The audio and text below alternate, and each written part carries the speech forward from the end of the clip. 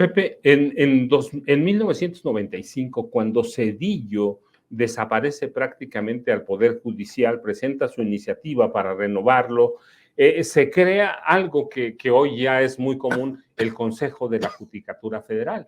Nace en 95, se convierte en una especie de cuidador y de tribunal de jueces, de magistrados, de trabajadores del Poder Judicial. ¿Verdaderamente funciona esa cosa? Pues es que depende del mismo presidente, incluso. El presidente de la Suprema Corte es el presidente del Consejo de la Judicatura.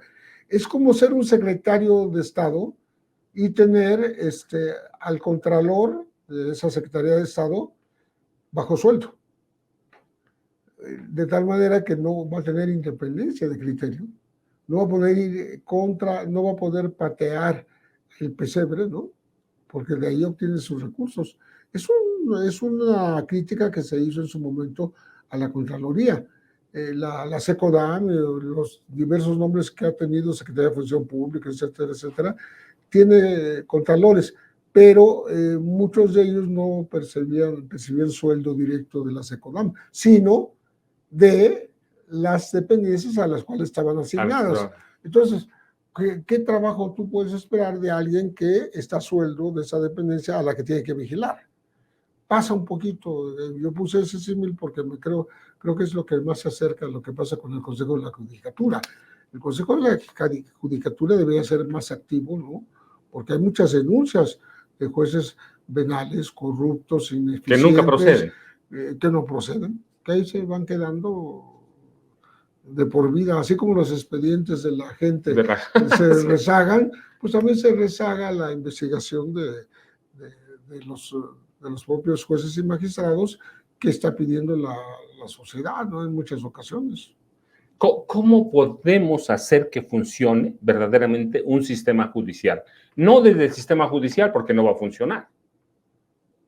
El poder ejecutivo no se puede meter ahí porque justamente es otro poder. El legislativo no se puede meter ahí, excepto para cuestiones como esta, que son administrativas, de dinero, aprobación de algunas leyes. ¿Cómo podemos hacer que funcione un país en el que nunca ha funcionado la legalidad? Sí, pues yo creo que desgraciadamente por la falta de organización de la gente, por falta del poder civil, el poder de la ciudadanía, ¿no?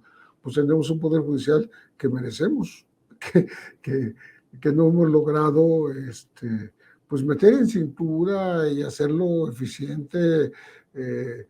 ¿Cómo exiges que el poder judicial sea lo que debe ser, ¿no?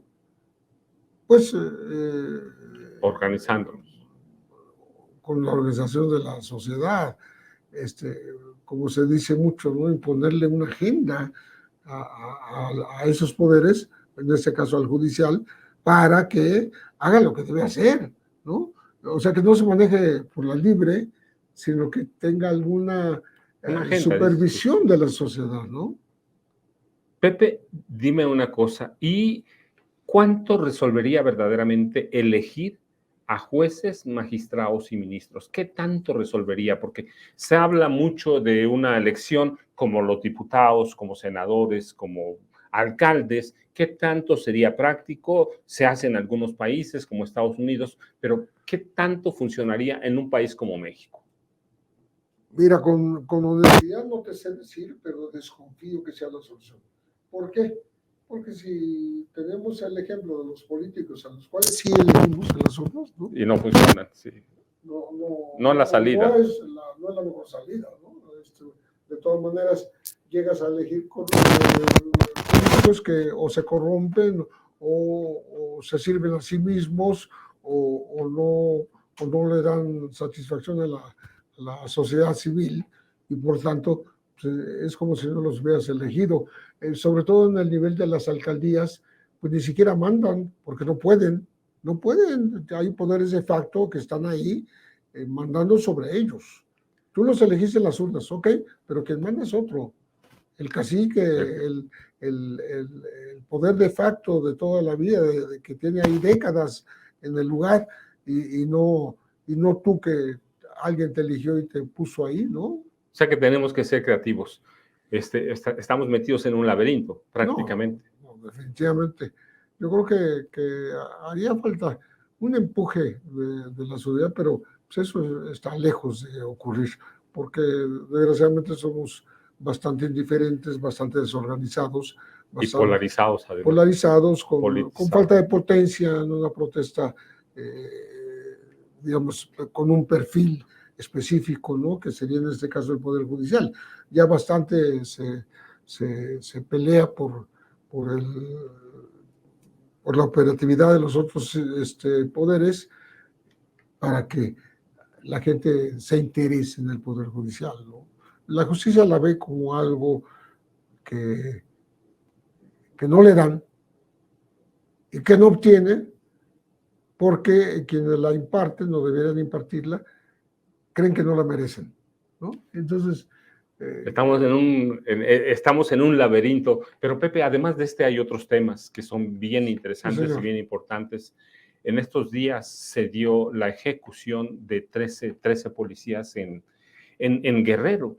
Sí, hay como una especie, está rota la sociedad, está roto el tejido social, siempre parece haber una espiral de violencia, pero descarnada. Hay violencia de todo.